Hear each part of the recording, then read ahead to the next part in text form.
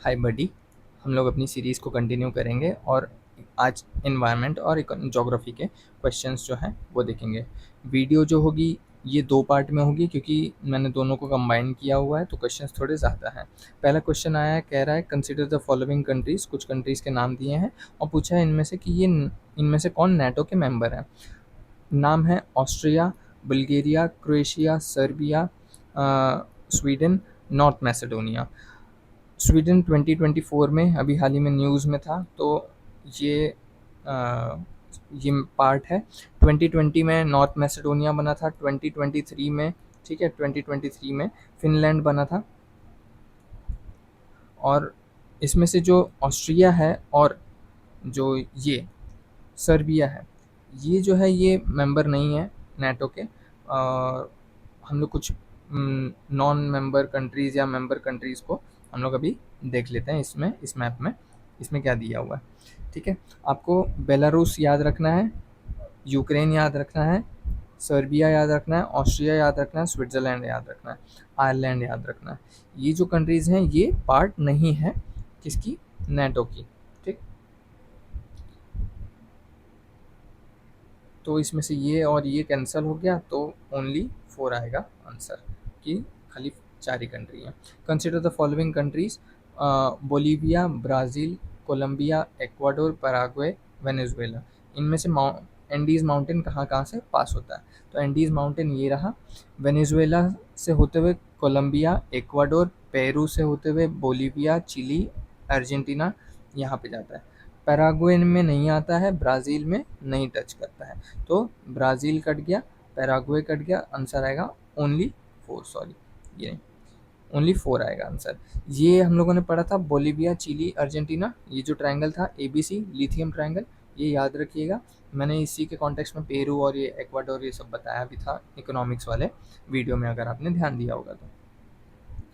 Consider the following water bodies, lake Tanganyika, lake Tonle Sap, Patos lagoon. ठीक है, ये जो 2 लेक हैं स्टार्टिंग की, ये 2 पीवाईक्यूज़ में आ चुकी हैं, तो अगर आपने पढ़ा होता पीवाईक्यूज़ तो ये क्वेश्चन डूएबल था।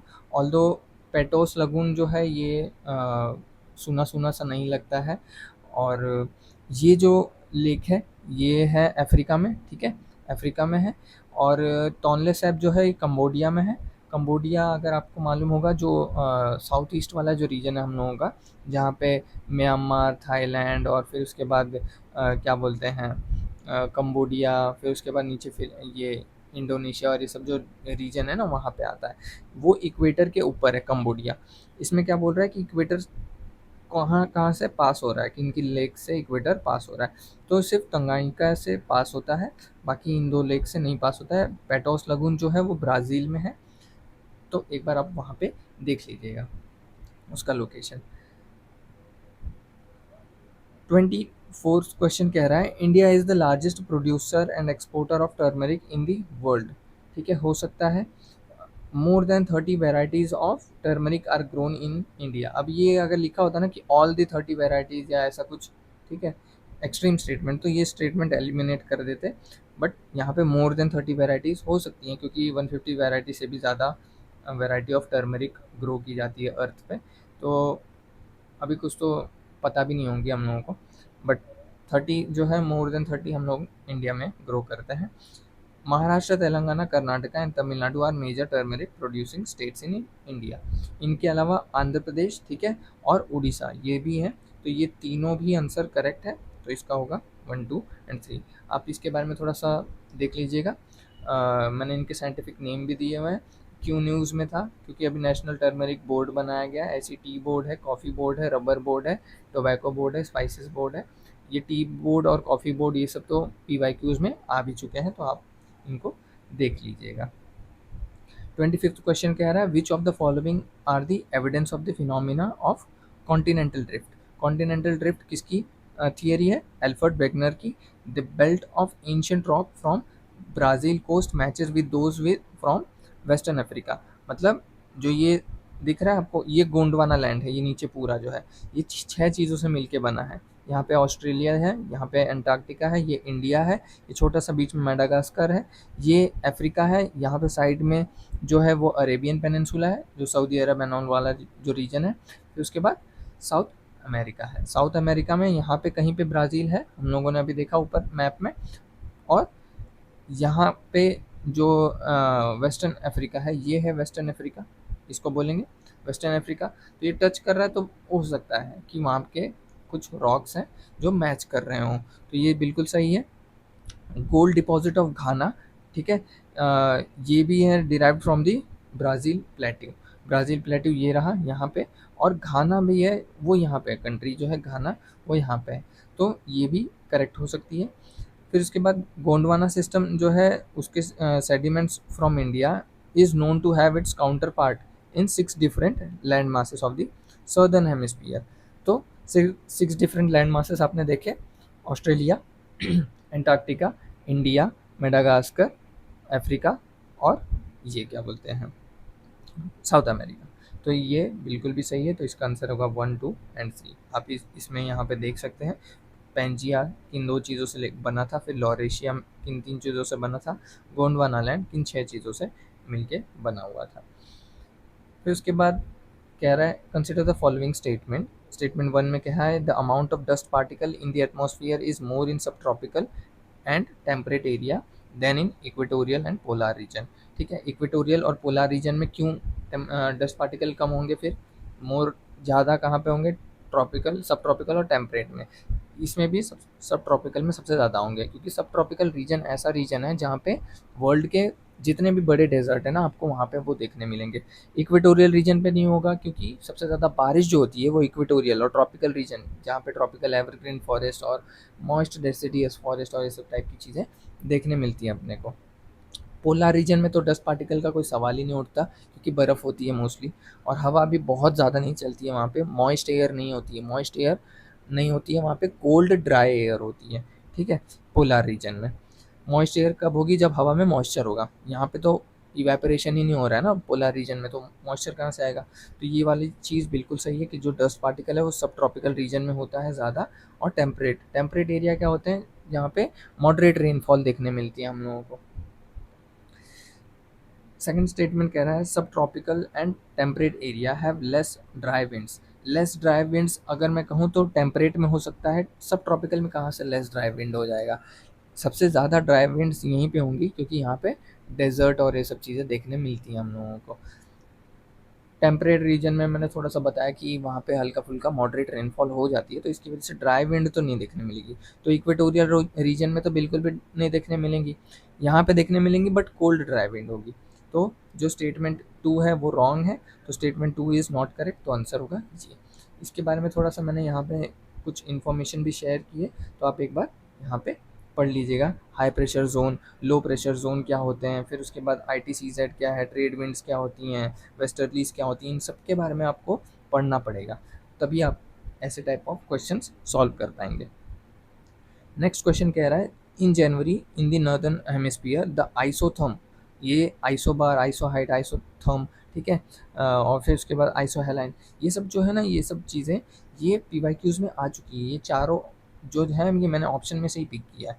तो इनके बारे में क्या कह रहा है, the isotherm bend equatorward while crossing the land masses and poleward while crossing the ocean. तो ये क्या कर रही है ना, रिप्रेजेंट करती है इक्वल टेम्परेचर्स को। अब हमको पता है कि लैंड पे और वाटर में टेम्परेचर कभी भी सेम नहीं होता है, ठीक है, और इक्वेटर के पास में सबसे ज़्यादा टेम्परेचर होता है, जैसे जैसे पोलार के पास में हम लोग जाते हैं टेम्परेचर गिरते जाता है, जैसे यहाँ पे दिख रहा है ना 30 डिग्री, फिर 20 डिग्री होते जा रहा है, 10 डिग्री, फिर 0 डिग्री यहाँ पे, और फिर यहाँ पे कहीं माइनस वाइनस में भी आ जाता है। अब ये जो लाइन कह रहा है कि जब लैंड के पास जाता है ना टेम्परेचर लेने के लिए, तो ये बैंड हो जाता है यहाँ पे इक्वेटर के पास में, और जब ओशन की तरफ जाता है तो ये पोलर रीजन की तरफ में बैंड होता है। तो ये यहाँ कहीं बैंड हो रहा है ना, ये लैंड पे यहाँ आ रहा है, देखो लैंड पे आने के लिए यहाँ आ रहा है, ठीक है, और जैसे ही पानी की तरफ जा रहा है वो वापस से इक्वेटर से दूर होने लग रहा है, ठीक है, यानी पोलर रीजन के पास में जा रहा है। तो ये स्टेटमेंट बिल्कुल सही है, ठीक है। In January the air over the ocean is warmer than that over the land masses in northern hemisphere. अब हमको पता है कि सबसे ज़्यादा गर्म हवा है, ठीक है, गर्म गर्म कहाँ पे होगा, सबसे ज़्यादा गर्म लैंड होता है एज़ कम्पेयर टू वाटर। तो लैंड पे जो हवा होगी वो ज़्यादा वार्म होगी कि वाटर पे जो हवा होगी वो ज़्यादा वार्म होगी। तो ये कह रहा है कि air over the ocean is warmer, ये बिल्कुल रॉन्ग है। तो स्टेट में जो ये वाला है 2 इनकरेक्ट है, 1 करेक्ट है, ठीक। अब एक बार इसके बारे में आप सबके बारे में पढ़ लीजिएगा, ये सारी चीज़ें बहुत इंपॉर्टेंट है। और ये कैसे निकाला जाता है इसको देख लीजिएगा। Consider the following statement: without the atmosphere, temperature would be well below freezing point everywhere on the earth surface. बिल्कुल सही है, क्योंकि जो एटमॉस्फियर है वो हमारे अर्थ के टेम्परेचर को मेंटेन करने में हेल्प करता है, ठीक है। ग्लोबल वार्मिंग का नाम सुना है? बस वही चीज़ है कि सन की रेज़ आती हैं अर्थ पे टकरा के, कुछ रेज़ निकल जाती हैं, कुछ ट्रैप होके रह जाती हैं, जिसकी वजह से अर्थ क्या होता है, वार्म होता है। अब यही अगर हम लोग पोल्यूटेंट बढ़ा दें, ठीक है, जैसे ग्रीन हाउस गैसेस अगर हम लोग उसका एमिशन ज़्यादा कर दें, CO2 ज़्यादा हो गया, मीथेन ज़्यादा हो गया, तो क्या होगा, जो इंफ्रारेड रेस है वो ज़्यादा ट्रैप होंगी। अब आप लोग थोड़ा ध्यान दीजिएगा, इंफ्रारेड रेस और अल्ट्रावायलेट रेस जो हैं, ये दोनों अलग अलग चीज़ें हैं। इंफ्रारेड रेस जो है वो अर्थ एमिट करता है, मतलब आई तो सन से ही है, लेकिन टकरा के जब अर्थ के लैंड से जब वापस जाती है ना, तो उसको बोलते हैं इंफ्रारेड रेस, ठीक है। वो जो है वो ग्लोबल वार्मिंग और क्या बोलते हैं, ग्रीन हाउस गैस इफेक्ट में सबसे इम्पॉर्टेंट रोल प्ले करती है। वेरेज जो यूवी रेज होती हैं ये ओजोन लेयर डिप्लेशन में सबसे ज़्यादा मेजर रोल प्ले करती हैं। तो आपको पता होना चाहिए इस चीज़ को। तो ये बिल्कुल सही है कि अगर नहीं होगा एटमॉस्फेयर तो फ्रीजिंग पॉइंट हो जाएगा, -डिग्री चला जाएगा, आइसेज वाइसेज आ जाएगा। फिर उसके बाद heat absorbed and trapped by the atmosphere maintains our planet's average temperature, ये बिल्कुल सही है। फिर उसके बाद atmospheric gases like carbon dioxide are particularly good at absorbing and trapping heat radiation, बिल्कुल सही है। कार्बन डाइऑक्साइड के साथ साथ मीथेन जो है वो भी है। तो ये और ये तीनों भी आंसर करेक्ट हैं, तो इसका आंसर होगा 1, 2 एंड 3, ठीक है। Consider the following statement. Statement 1 कह रहा है 28 जो COP हुआ था, ठीक है, उसमें जो ये यूनाइटेड नेशन का क्लाइमेट चेंज कॉन्फ्रेंस, उसमें जो declaration on climate and health, ये कहाँ हुआ था, COP 28 कहाँ पे हुआ था, दुबई में हुआ था, ठीक है, दुबई में हुआ था। और COP 29 कहाँ पे हुआ है, बाकू अजरबैजान, ठीक है, वहाँ पे हुआ है। तो COP 28 में क्या हुआ था, डिक्लेरेशन हुआ था ऑन क्लाइमेट एंड हेल्थ, ठीक है, ये बात सही है, मान लिया स्टेटमेंट 1। और ये रीज़न होगा, ये असर्शन है, ये दोनों रीज़न होंगे। अब जो है इस डिक्लेरेशन को ये बाइंडिंग था, और अगर साइन किया गया तो डिकार्बनाइजेशन करना ही पड़ेगा। इंडिया ने इस चीज़ को रिफ्रेन कर दिया था, ऐसा कह रहा है ये। क्यों रिफ्रेन किया था, उसके कुछ रीजंस है। इंडिया ने रिफ्रेन किया है वो तो राइट ही है, बिल्कुल राइट है, ठीक है। ये जो असर्शन होते हैं अक्सर राइट होते हैं, रीजन रीजन, ठीक है। तो इंडिया ने रिफ्रेन किया क्योंकि ये बाइंडिंग था। देखो ये बाइंडिंग डिक्लेरेशन नहीं है, ये वॉलेंटरी है, आपको करना है तो करो, नहीं कर पाओगे तो मतलब यार प्रैक्टिस में आप साइन कर रहे हो तो प्रैक्टिस में लाना पड़ेगा ना, ठीक है। उन्होंने साइन ही क्यों कर रहे हो, फिर मत करो ना, या तो सीधे इंडिया की तरफ रिफ्रेन कर दो, बॉयकॉट कर दो कि नहीं हम नहीं मानेंगे भाई। क्योंकि अब जो डेवलप्ड कंट्रीज़ हैं वो तो हो गई हैं, अब हमको इन्वायरमेंट के ऊपर थोड़ा ज्ञान दे रही हैं, ठीक है। तो जब उनको करना था, डेवलप होना था, उन्होंने बढ़िया से एक्सप्लॉइट किया, अब हमारे डेवलपमेंट की बारी आई तो एकदम बोल रहे हैं कि एकदम बंद कर दो, डिकार्बनाइजेशन कर दो, ठीक है, कार्बन वार्बन एमिशन कम कर दो, ठीक है। हम समझ रहे हैं कि इन्वायरमेंट के पॉइंट ऑफ व्यू थोड़ा सा इंपॉर्टेंट होता है ये चीज़, बट तुम लोग भी वो करो ना, तुम लोग कम करो ना, तुम लोग एकदम बंद कर दो, हम लोगों को तो थोड़ा सा डेवलप होने दो, तुम तो डेवलप हो चुके हो। If India's health sector is decarbonise, ठीक है, अब डीकार्बनाइज कर दिया, अगर पूरा मान लो पूरी तरीके से डीकार्बनाइज कर दिया तो उसकी रिजिलियंस पे खतरा आ जाएगा। रिजिलियंस मतलब जो लचीलापन है जो उसका, कि जैसे बैलेंस कर लेता है ना, कि वो चरमरा जाएगा एकदम।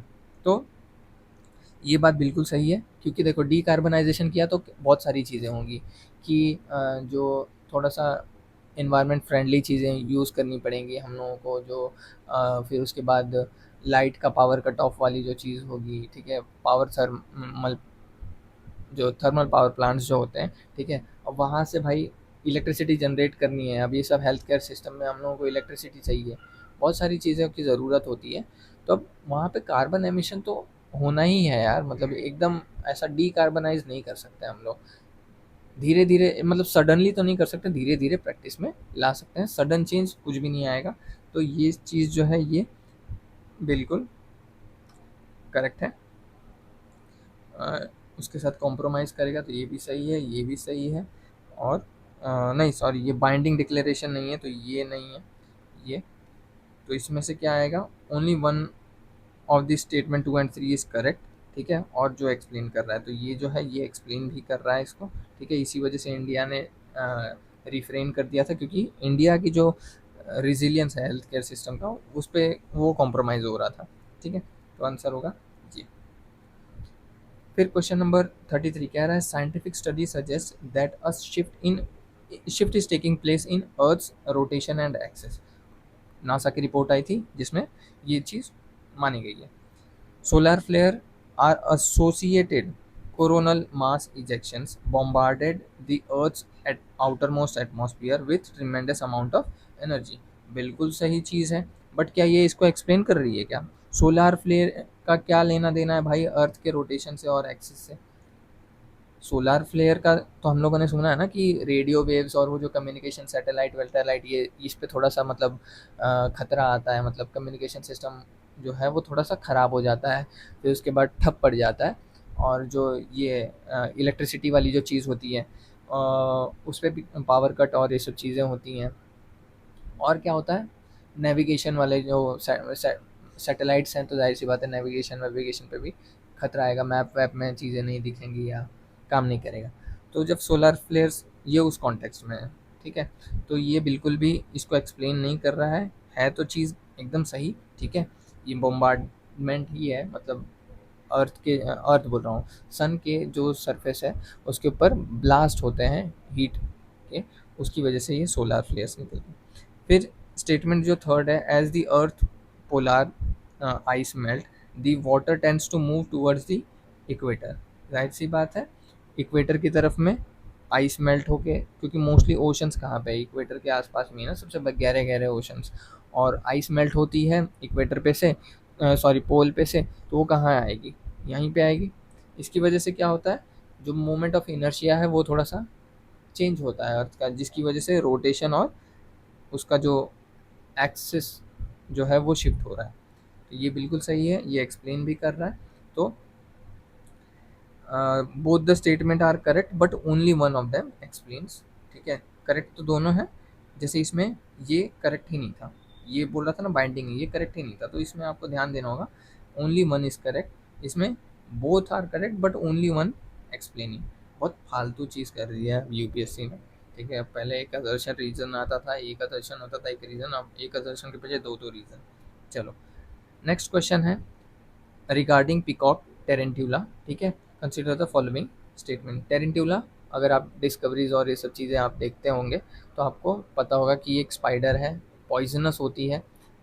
तो पीकॉक टेरेंटुला, पीकॉक मतलब थोड़ा ब्लू और ग्रीन टाइप के कलर की होगी। अब देख लेते हैं, इट इज़ एन ओमनीवोरस क्रूस्टेशियन, ठीक है। तो क्रूस्टेशियन किसको बोलते हैं, जिनके ऊपर शेल होता है। अब स्पाइडर के ऊपर कहाँ शेल होता है यार, जैसे शेल, शेल का मतलब कवच टाइप की एक चीज़, जैसे क्रैब देखा है आपने, केकड़ा, उसके ऊपर होता है। श्रिम्प, लॉबस्टर और प्रॉन्स, ये सब जो है इनके ऊपर एक शेल टाइप, एक कवच टाइप की चीज़ होती है। तो ये तो क्रुस्टेशियन तो बिल्कुल भी नहीं है।